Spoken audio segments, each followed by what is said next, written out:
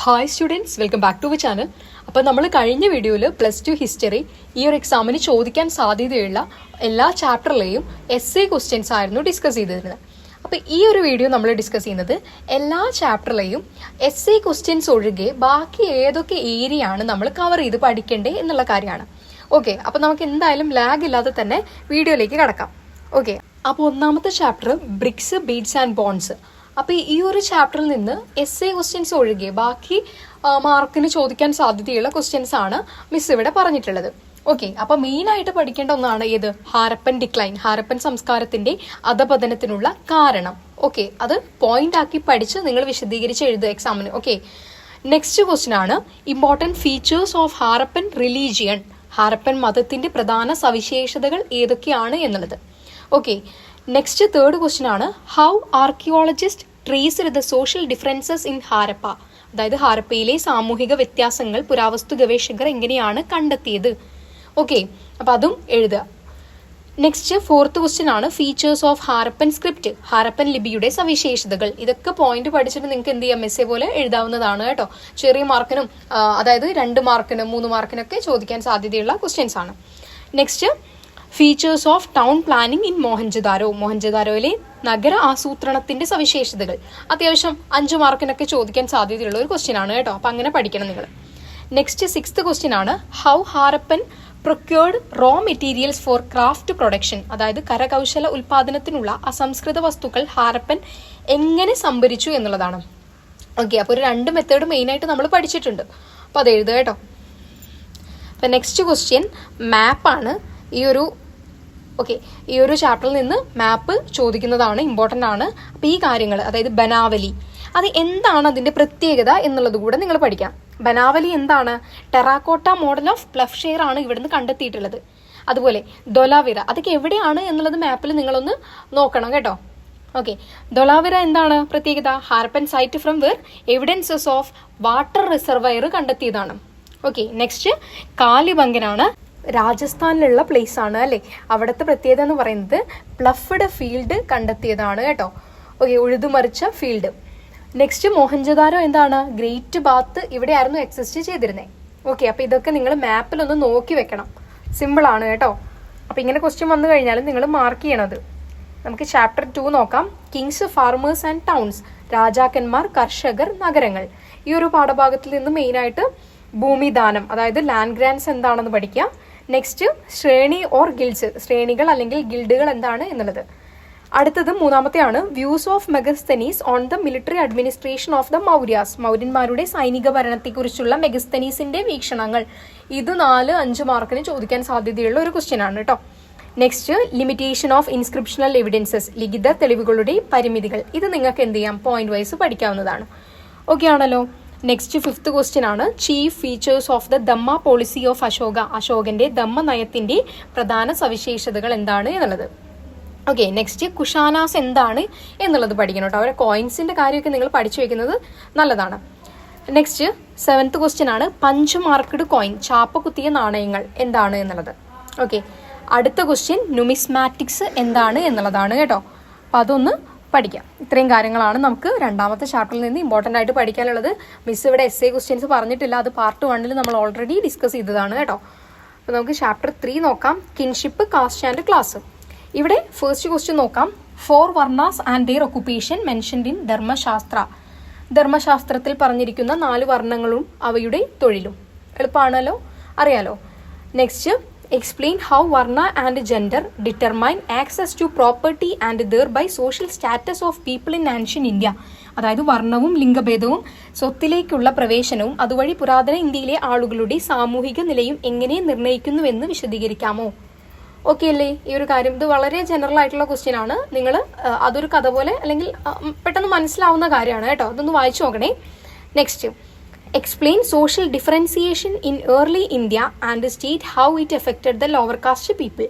ആദ്യകാല ഇന്ത്യയിലെ സാമൂഹിക വ്യത്യാസം വിശദീകരിക്കുകയും അത് താഴ്ന്ന ജാതിക്കാരെ എങ്ങനെ ബാധിച്ചുവെന്ന് വ്യക്തമാക്കുകയും ചെയ്യുക. ഓക്കെ, അപ്പോൾ ഇത്രയും കാര്യങ്ങളാണ് ചാപ്റ്റർ 3 നിന്ന് നോക്കേണ്ടത്. ഓക്കെ, നമുക്കിനി ചാപ്റ്റർ 4 നോക്കാം. Thinkers, beliefs and buildings.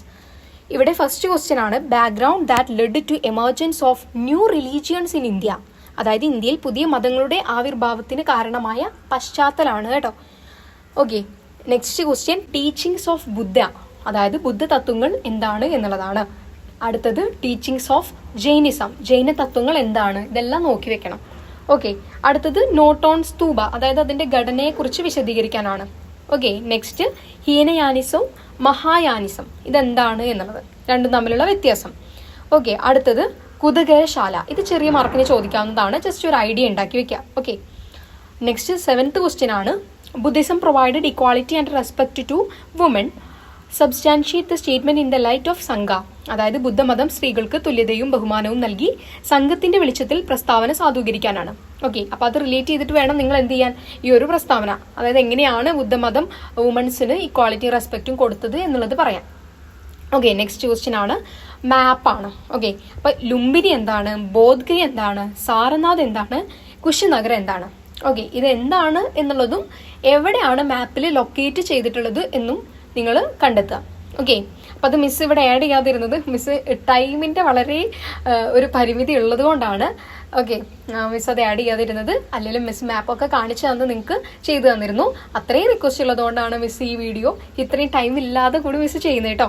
അപ്പോൾ നമുക്ക് എന്തായാലും മോഡൽ എക്സാമും അതുപോലെ തന്നെ പബ്ലിക് എക്സാമും അടിപൊളിയാക്കണം. അതെന്തായാലും നിങ്ങൾക്ക് പ്രോപ്പർ വീഡിയോ മിസ് ഗ്യാരണ്ടി തരുന്നു, പ്രോപ്പർ വീഡിയോ നമ്മൾ എന്തായാലും ചെയ്യുന്നതായിരിക്കും. ഓക്കെ, അത് നമുക്ക് ആൻസേഴ്സ് ഇൻക്ലൂഡ് ചെയ്യാൻ പറ്റിയാൽ അതും മിസ് എന്തായാലും ചെയ്യുന്നതായിരിക്കും കേട്ടോ. ഇത്തവണ നിങ്ങളൊന്ന് ക്ഷമിക്കണം. ഓക്കെ, അപ്പം എന്തായാലും നമുക്ക് ചാപ്റ്റർ 5 നോക്കാം. Through the ice of travellers, അതായത് സഞ്ചാരികളുടെ കണ്ണുകളിലൂടെ. ഇതിൽ മെയിനായിട്ട് 2 ക്വസ്റ്റ്യൻ ആണ്, ബാക്കി നമ്മൾ എസ് എ ക്വസ്റ്റ്യൻ പഠിക്കുമ്പോൾ തന്നെ കവർ ചെയ്യും. ഓക്കെ, അപ്പോൾ നമുക്ക് ഫസ്റ്റ് ക്വസ്റ്റ്യൻ നോക്കാം. How Kitabul Hind represents medieval Indian society, അതായത് കിതാബുൽ ഹിന്ദ് എങ്ങനെയാണ് മധ്യകാല ഇന്ത്യൻ സമൂഹത്തെ പ്രതിനിധീകരിക്കുന്നത്. ഓക്കെ ആണല്ലോ. അടുത്തത് what information do you get from the travelogues regarding the slaves and woman of medieval India, അതായത് മധ്യകാല ഇന്ത്യയിലെ അടിമകളെയും സ്ത്രീകളെയും കുറിച്ച് യാത്രാ വിവരണങ്ങളിൽ നിന്ന് നിങ്ങൾക്ക് എന്ത് വിവരമാണ് ലഭിക്കുന്നത് എന്നുള്ളതാണ്. ഓക്കെ, അപ്പോൾ നമുക്ക് ചാപ്റ്റർ 6 നോക്കാം. ഭക്തി സൂഫി ട്രഡീഷൻ, ഭക്തി സൂഫി പാരമ്പര്യങ്ങൾ. അപ്പോൾ കുറേ പേര് കഴിഞ്ഞ വീഡിയോയിൽ ചോദിച്ചിരുന്നു എന്തുകൊണ്ടാണ് ഈ ഒരു ചാപ്റ്റേഴ്സ് ഒന്നും ആ വീഡിയോയിൽ ഇല്ലാതിരുന്നത് എന്നുള്ളത്. അത് നമ്മൾ ചെയ്തത് എസ് എ ക്വസ്റ്റ്യൻ്റെ വീഡിയോ മാത്രമാണ്. അപ്പോൾ ഇമ്പോർട്ടൻറ്റ് എസ് എ ക്വസ്റ്റ്യൻസ് വരാത്ത ചാപ്റ്റേഴ്സ് ഒക്കെ നമ്മൾ ഒഴിവാക്കിയിട്ടുണ്ടായിരുന്നു, അതുകൊണ്ടാണ് ആ ചാപ്റ്റർ അവിടെ ഇല്ലാതിരുന്നത് കേട്ടോ. അപ്പോൾ ഇവിടെ നമുക്ക് ഫസ്റ്റ് ക്വസ്റ്റ്യൻ നോക്കാം. Features of Veerashaiva tradition, Veerashaiva പാരമ്പര്യത്തിന്റെ സവിശേഷതകൾ എന്തൊക്കെയാണ് എന്നുള്ളത് പഠിക്കണം. അടുത്തത് സിയാറത്തും കവാലിയും മെയിനായിട്ട് പഠിക്കണം കേട്ടോ. ചെറിയ മാർക്കിനാണ് എന്നാലും ഇമ്പോർട്ടൻ്റ് ആണ്. ഓക്കെ, അടുത്തത് why Virashaivas known as Lingayats, എന്തുകൊണ്ടാണ് വീരശൈവർ ലിംഗായത്തുകൾ എന്നറിയപ്പെടുന്നത്. Okay, next short note on Guru Gobind Singh, Guru Gobind സിംഗിനെ കുറിച്ച് ചെറിയ കുറിപ്പ് എഴുതാനാണ്.